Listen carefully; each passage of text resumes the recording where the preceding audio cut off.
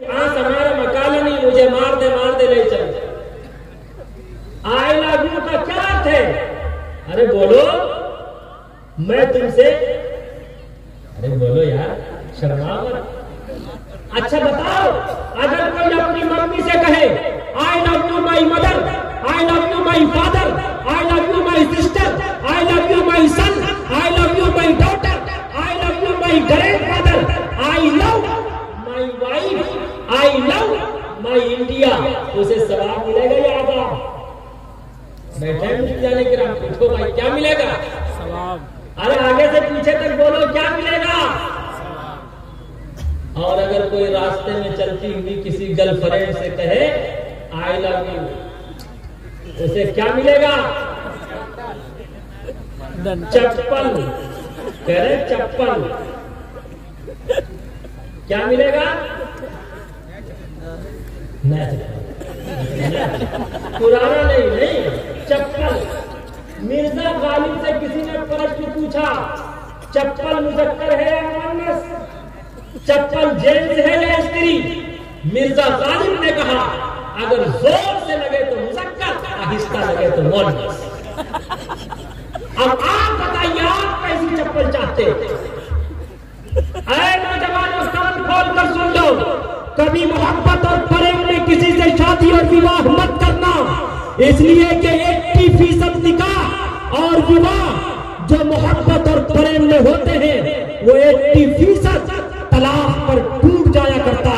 इसलिए आए नौजवानों, आज ही तहिया करो कि हम सब मोहब्बत और प्रेम में खूब शादी और विवाह करेंगे इंशाअल्लाह। अरे दोनों हाथ उठा के बताओ। अच्छा कौन कौन नहीं करेंगे? दोनों हाथ उठा के बताओ। इंशाअल्लाह कोई भी मोहब्बत और प्रेम में शादी और विवाह नहीं करेगा। ऐ नौजवानों, क्या बताऊं ऐ मुसलमान, तुमसे नादानी तेरी, नाम तो बस रह गई है अब मुसलमानी तेरी। बनारस की एक खातून जिसका नाम समरीन था, बाप की अपनौती बेटी थी, बाप ने उसे एडवोकेट बनाया, बाप ने उसे नया मोबाइल खरीद के दिया कि मेरी बेटी एजुकेशन प्राप्त करेगी, लेकिन उसने आंखों में इशारे हो गए, हम तुम्हारे तुम हमारे हो गए। उसने एक प्रदीप नामी लड़के से कहा आई लव यू, उसने उससे मोहब्बत और प्रेम किया। मोहब्बत और प्रेम याद रखो, ये प्रेम जब जुनून में बदलता है, ये जवान जुनून की कैफियत को पहुंचता है। आज की ये खवातीन जब जुनून की हद को पार कर जाती, खुदा की कसम वो प्रदीप नामी लड़के के साथ जाती है कोर्ट में, कोर्ट मैरिज करने के लिए। उनके वालिद को पता चलता, उनका वालिद रोता हुआ, गिड़गिड़ाता हुआ, थर थर कांपता हुआ, माहिए ब्याह की तरह तड़पता हुआ, आंखों से सावन भादों की तरह आंसू बरसाता हुआ अपनी बेटी से भीख मांगता है, ऐ मेरी बिटिया, ऐ मेरी बेटी। इसलिए कि बाप ही एक ऐसी शख्सियत है जो अपनी बेटी की तमाम ख्वाहिशात पूरी करने के लिए तन मन धन की बाजी लगा देता, लेकिन अपनी बेटी की तमाम तमन्नाएं, तमाम जज्बात, तमाम ख्वाहिशों को पूरी करता वो बाप भीख मांगता रहा। लेकिन उस बेटी ने अपने बाप का कहा नहीं माना, बिला आखिर उसने अपने वो दीन से भी गई और दुनिया को भी उसने खैराबाद करने पर मजबूर कर दिया, और वो प्रदीप नामी लड़के के साथ अपना रिश्ता कर लिया। उस प्रदीप नामी लड़के ने उसे गला घोट कर मारा था। आपने सुना था आयशा नामी खातून ने सबरमती नदी में कूद कर अपनी जान का नजराना पेश किया। क्यों? उसने मोहब्बत और प्रेम में निकाह किया था, कहा था आई लव यू। वो रिश्ता निभ नहीं पाया। हम लोग तो खूब चिल्लाते रहे कि दहेज न देने की वजह से। अरे दहेज पहले भी हराम था, अब भी हराम है, हमेशा हराम रहेगा। उसने कहा था आई लव यू। आप लोगों ने सुना होगा लॉकडाउन से पहले शबनम और सलीम का नाम, उत्तर प्रदेश की रहने वाली। शबनम शोला बन गई, सलीम तबाह नहीं रहा। दोनों को फांसी की सजा सुना दी गई है, बस तारीख बाकी है, डेट में पकड़ो।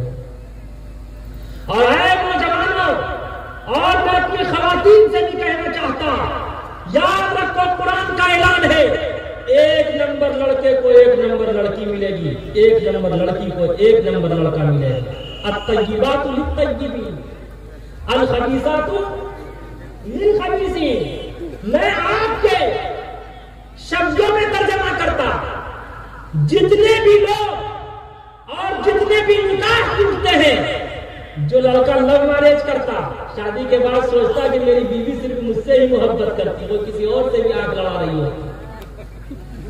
जो लड़की मोहब्बत और प्रेम में रिश्ता करती, उसका हस्बैंड सोचता कि ये सिर्फ मुझसे ही बात करता, मुझसे ही मोहब्बत करता, लेकिन वो किसी और से भी मोहब्बत और प्रेम कर रहा होता। और मैं अपने तमाम जिम्मेदारों से कहना चाहता, याद रखो, अपनी औलाद की निगरानी करो। बेशक हमारी औलाद स्क्रीन टच मोबाइल से बच नहीं सकती, बेशक हमारी औलाद नहीं बच सकती। अगर हम अपनी औलाद को तबाह बर्बाद करना चाहें तो याद रखो, ईंट और पत्थर से मारने की जरूरत नहीं, उसके हाथ में स्क्रीन टच मोबाइल दे दो, वो खुद ब खुद तबाह बर्बाद हो जाएगी। लेकिन आए मुसलमानों, हम और आप अपनी औलाद की निगरानी जरूर कर सकते कि हमारा पुत्र, हमारा लड़का किसी गर्लफ्रेंड को तलाश तो नहीं कर रहा, अरे हमारी बच्चियां किसी बॉयफ्रेंड को तलाश तो नहीं कर रही है।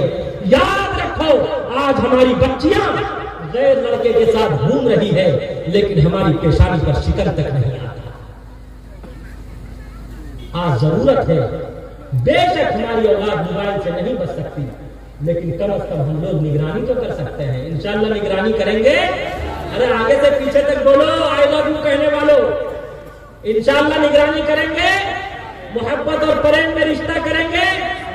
इंशाअल्लाह मोहब्बत और प्रेम में कोई रिश्ता नहीं करेगा।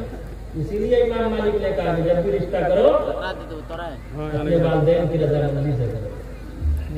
तो फुकहा ने एक शिक निकाल दिया कि यही करो।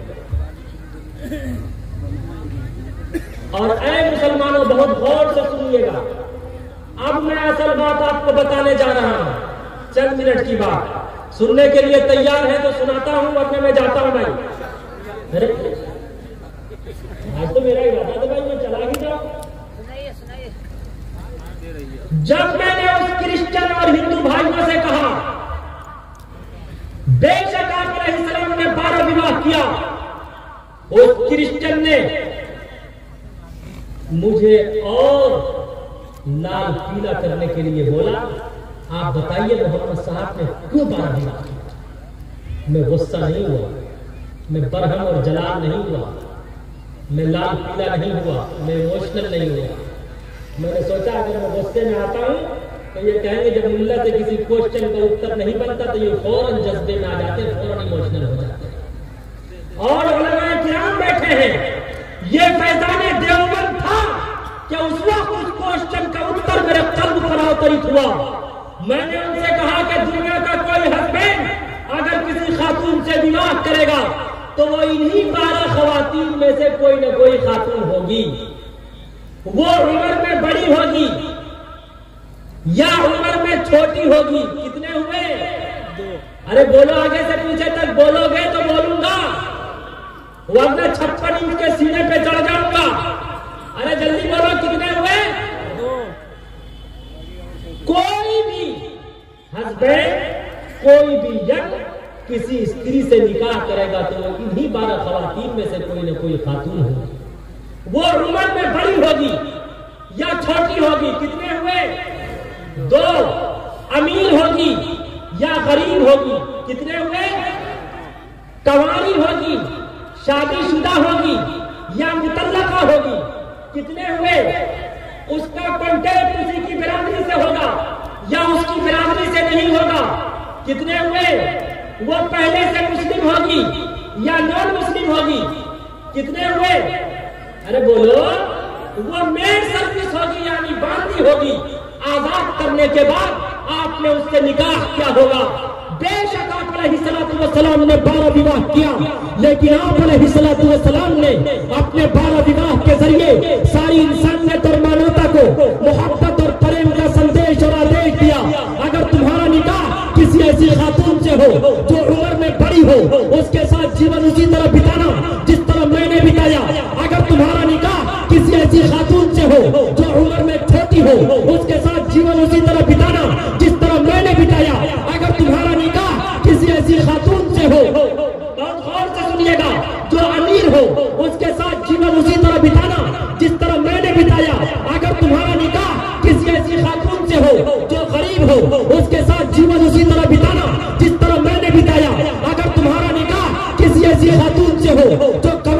उसके साथ जीवन उसी तरह बिताना जिस तरह मैंने बिताया।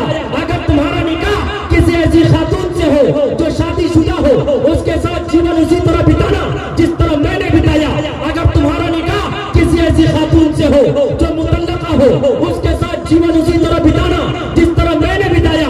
अगर तुम्हारा निकाह किसी ऐसी खातून से हो जिसका कॉन्टेक्ट हमारी बिरादरी से हो, उसके साथ जीवन उसी तरह बिताना जिस तरह मैंने बिताया। अगर तुम्हारा निकाह किसी ऐसी खातून से हो जो मुतल्लका हो, उसके साथ जीवन उसी तरह बिताना जिस तरह मैंने बिताया। अगर तुम्हारा निकाह किसी ऐसी खातून से हो जिसका कॉन्टेक्ट हमारी बिरादरी से हो, उसके साथ जीवन उसी तरह बिताना जिस तरह मैंने बिताया। अगर तुम्हारा निकाह किसी ऐसी खातून से हो जिसका कॉन्टेक्ट हमारी बिरादरी से न हो, उसके साथ जीवन उसी तरह बिताना जिस तरह मैंने बिताया। अगर तुम्हारा निकाह किसी ऐसी खातून से हो जो पहले से मुस्लिम हो, उसके साथ जीवन उसी तरह बिताना जिस तरह मैंने बिताया। अगर तुम्हारा निकाह किसी ऐसी खातून से हो जो नॉन मुस्लिम हो, तो उसे शड्डा की तरह 35 टुकड़े मत करना, बल्कि उसके साथ जीवन उसी तरह बिताना जिस तरह मैंने बिताया।